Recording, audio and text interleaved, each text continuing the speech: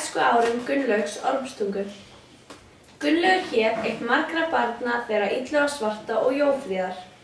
Var hann bráðþroska og sterklega byggður og bráður á skapi. Hann var skáld gott og orti oft níð fólk og var því kallaður Ormstunga. Var hann uppalinn að Gilsbakka í Borgarfirði og var Illugi faðir hans annar mesti höfðingi Borgarfjarðar. Hann var 12 vetra, heimtaði hann að halda utan. Faðir, nú ég orðið nógu stór til að halda utan í Víking. Sonur, þú skalt eigi halda utan, þú ert of ungur.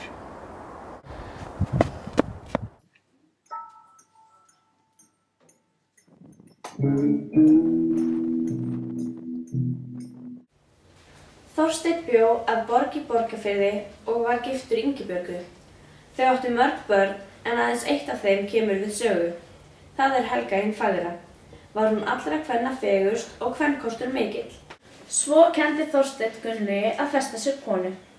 Var Gunnlaugur hönd Helgu meira í gríni en alvöru og þótti mönnum að borg gaman af. Dvaldist Gunnlaugur í 6 vetur hjá Þorsteini en hélt svo heim til sín að leita ráða hjá föður sínum því að hann vildi giftast Helgu.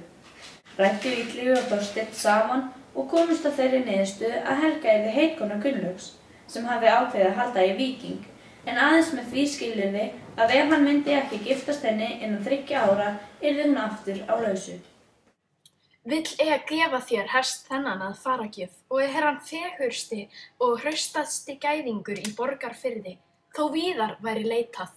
Þó að þakklátur sé ég fyrir gjöf þína, vil ég ei hana þiggja, því heldur vil ég hönd Helgu dóttur þinnar. Þetta voru þeim Gunnlaugi og Helgu gleðileg tíðindi og því var erfitt að kveðja þegar Gunnlaugur hélt utan.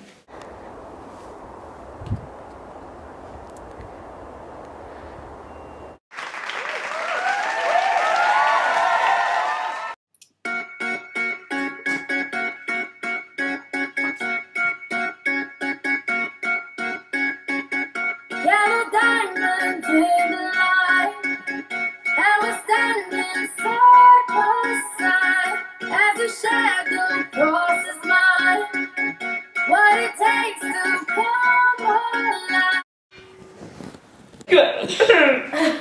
Þarftu eitthvað? Ok.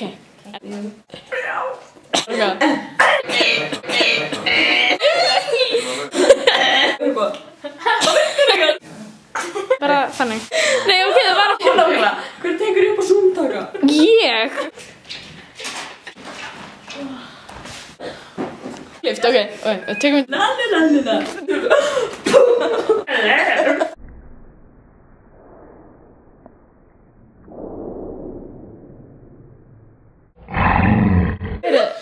Ég fatt að hvort þú talar. Þú satt heldur inn í hérna þegar þú tekur upp, þú veist það. Nei.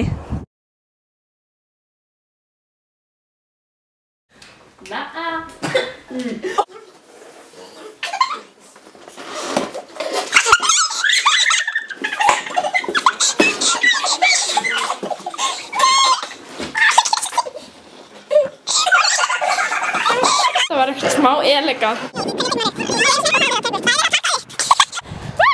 Ok, vera.